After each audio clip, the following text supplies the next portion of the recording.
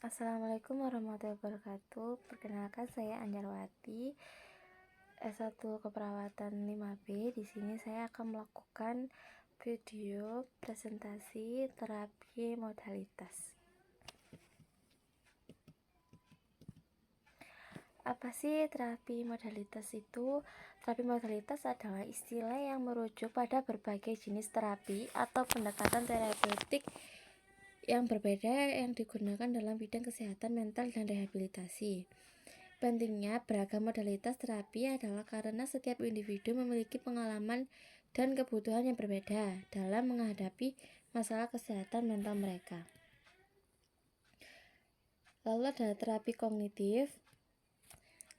Terapi kognitif merupakan salah satu jenis fisioterapi yang menekankan dan meningkatkan kemampuan berpikir yang diinginkan atau positif dan merubah pikiran ke pikiran yang negatif. Terapi kognitif suatu proses-proses mengidentifikasi atau mengenali pemikiran-pemikiran yang negatif dan merusak yang dapat mendorong ke arah rendahnya harga diri dan depresi yang menetap. Terapi kognitif adalah terapi psikologis yang digunakan untuk menghilangkan pikiran negatif menjadi pikiran positif. Tujuannya yang pertama mengubah pikiran negatif menjadi positif, yang kedua mengetahui penyebab perasaan negatif yang dirasakan, yang ketiga membantu mengendalikan diri, dan yang keempat mencegah dan pertumbuhan pribadi. Indikasi dari terapi kognitif adalah depresi dan masalah psikiatrik lainnya, misalnya panik, masalah pengontrolan marah, dan pengguna obat HDR, RBD, ketidakberdayaan. Selain itu juga efektif pada gangguan makan, bulimia, anoreksia nervosa, gangguan kepribadian. Menurut Wright and Beck 2000 dalam Stroud and Laraya 2005. Prinsip pelaksanaannya, yang pertama mengidentifikasi kelainan bentuk pikir, distorsi kognitif. Yang kedua mengajarkan klien untuk mengidentifikasi, mengevaluasi, dan berespon terhadap kelainan bentuk pikiran dan kepercayaan. Yang ketiga menekankan kondisi realita yang ada pada klien. Dan yang keempat program terapi terstruktur dengan baik. Strategi pelaksanaan. Sesi 1 mengidentifikasi kejadian atau peristiwa dalam kehidupan.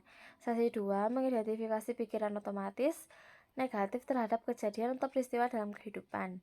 Yang ketiga menggunakan tanggapan rasional terhadap pikiran otomatis negatif. Yang sesi keempat mengetahui manfaat penggunaan tanggapan rasional terhadap pikiran otomatis negatif. Sesi kelima menggunakan sistem pendukung. Terapi perilaku. Terapi perilaku token adalah teknik berdasarkan prinsip-prinsip perkondisian operan. Token ekonomi didesain bagi pasien penyakit mental agar menghasilkan perilaku yang diinginkan. Tujuan terapi ini meningkatkan kemampuan yang dimiliki, meningkatkan kemampuan perawatan diri, meningkatkan kemampuan mengontrol perilaku kekerasan, dan meningkatkan kemampuan klien dalam interaksi sosial. Terapi perilaku adalah aplikasi sistematik menjadi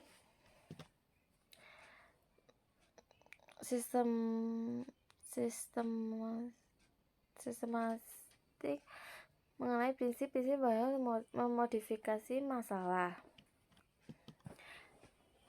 Terapi perilaku token adalah teknik berdasarkan prinsip-prinsip pengkondisian operan. Token ekonomi didesain bagi pasien penyakit mental agar menghasilkan perilaku yang diinginkan.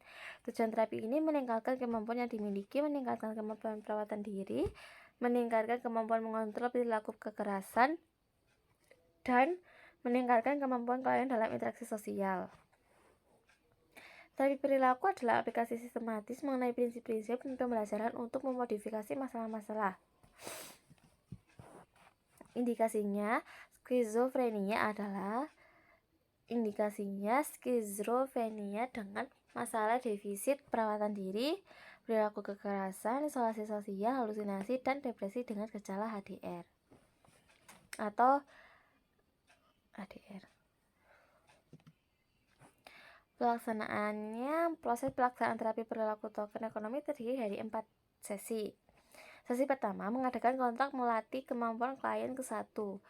Sesi kedua melatih kemampuan klien kedua, sesi ketiga melatih kemampuan klien ketiga, dan sesi keempat mengungkapkan manfaat dan hasil dari latihan tiap sesi serta merencanakan tindak lanjut. Terapi kognitif dan terapi perilaku.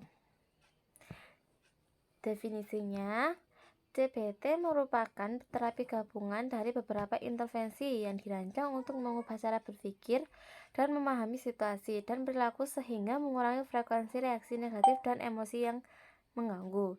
CBT adalah salah satu bentuk terapi psikososial yang merubah pola pikir negatif menjadi positif, sehingga perilaku maladaptif yang timbul akibat pola pikir yang salah juga akan merubah perilaku yang adaptif. Tujuannya merubah pola pikir negatif menjadi positif, merubah perilaku negatif yang timbul akibat pola pikir yang salah, dan melatih klien untuk memiliki kemampuan berespon secara adaptif.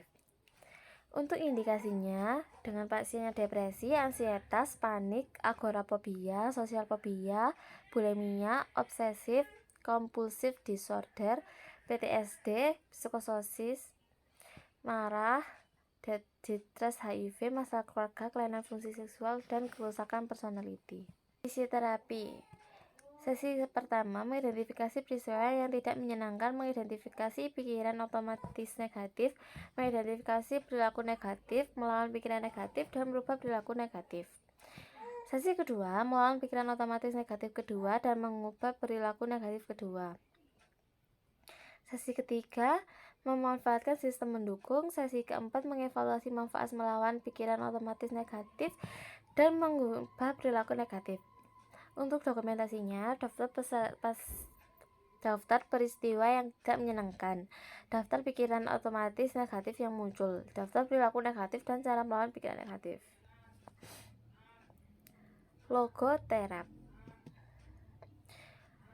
Psikoterapi yang dikembangkan oleh Viktor Frankl 1938.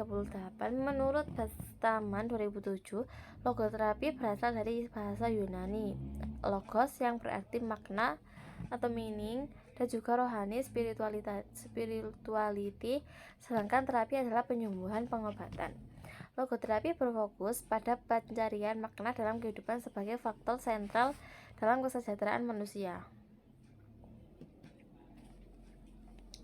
Untuk indikasinya, coping pada penyakit kronis terminal, coping pada penyakit fisik kronis, proses berduka atau penggabung depresi, dan postpartum dan post traumatic syndrome disorder atau PTSD.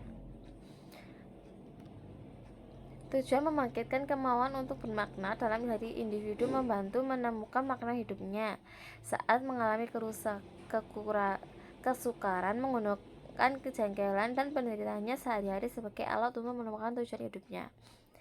Teknik medical ministry dalam logoterapi yaitu ada merenungkan penderitaan, membandingkan penderitaan, lingkungan.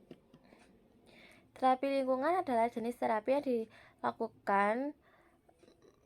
dilakukan modifikasi lingkungan sosial klien atau kelompok. Modifikasi lingkungan bertujuan untuk meningkatkan pengalaman kehidupan yang lebih positif dan adaptif. Untuk indikasinya, dengan pasien penyalahgunaan obat, regimen terapeutik, BK, atau gangguan jiwa lainnya. Jenis terapi di lingkungan yaitu traditional case management service, vocational development, group terapi, dan alternatif terapi. Prinsip dasar memfasilitasi klien dalam penghubungan dengan kelompok, lingkungan sosial, dan masyarakat di sekitarnya. Tujuannya klien mampu beradaptasi dengan situasi baru serta memahami dengan baik implikasinya berlaku berkaitan dengan status emosional dan psikososial yang dihadapi. Jenis kegiatan terapi yaitu terapi rekreasi, terapi kreasi seni atau contohnya menari, musik, gambar, melukis, biblioterapi, terapi, dan plan terapi. Lalu ada terapi psikoreligius. Adalah terapi psikologis dengan menggunakan pendekatan agama atau religi. Religiusitas mampu mencegah dan melindungi dari penyakit kejiwaan, mengurangi penderitaan, meningkatkan proses adaptasi dan penyembuhan. Lalu ada terapi keluarga. Terapi keluarga merupakan sistem pendukung utama yang memberi perawatan langsung pada setiap keadaan sehat dan sakitnya klien. Terapi keluarga, terapi yang diberikan kepada keluarga yang memiliki masalah kesehatan, yang bertujuan untuk mencegah kekambuhan penyakit jiwa dan membantu klien pada proses penyesuaian kembali setelah selesai program pengobatan. Tahapan terapi keluarga yang pertama, permulaan hubungan dan menjalin trust. Yang kedua, pengajian dan perencanaan. Yang ketiga, implementasi dan tahap kerja. Yang keempat, evaluasi dan terminasi. Tujuan rencana pulang klien. Yang pertama, menyiapkan klien dan keluarga secara fisik, sosial, serta psikologi. Yang kedua, meningkatkan kemandirian klien dan keluarga. Yang ketiga, menyelenggarakan rentang perawatan antara rumah sakit dan masyarakat. Yang keempat, melaksanakan proses pulang yang bertahap.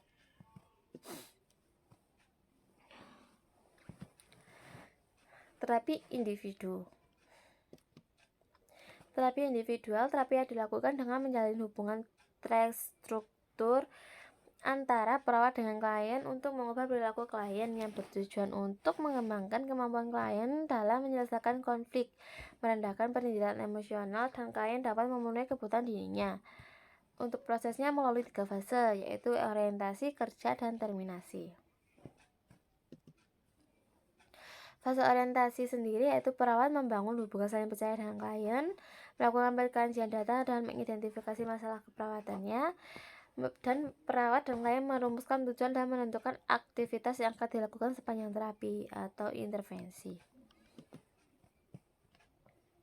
Fase kerjanya yaitu klien dibantu untuk melakukan eksplorasi diri, perawat mempertahankan data subjektif dan objektif, klien dibantu untuk mengembangkan pengetahuan tentang diri dan didorong melakukan perubahan perilaku edukasional.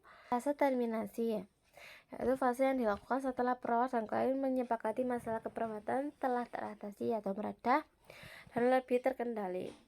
Klien merasa lebih baik dan melaporkan peningkatan fungsi pribadi, sosial, atau pekerjaan. Lalu ada tujuan terapi telah tercapai. Untuk indikasinya, yang pertama masalah hubungan sosial, yang kedua anger management, yang ketiga kesedihan maladaptif atau depresi, yang keempat masalah komunikasi, yang kelima kecemasan atau panik, yang keenam perasaan putus asa, ketujuh masalah gangguan tidur atau makan, kedelapan berduka, kesembilan penyalahgunaan atau ketergantungan obat. Lalu ada terapi kelompok. Psikoterapi yang dilakukan sekelompok pasien bersama-sama dengan jalan berdiskusi satu sama lain yang dipimpin oleh seorang terapis atau petugas kesehatan jiwa terlatih. Terapi kelompok adalah terapi psikologi yang dilakukan secara kelompok untuk memberikan stimulasi bagi klien dengan gangguan interpersonal.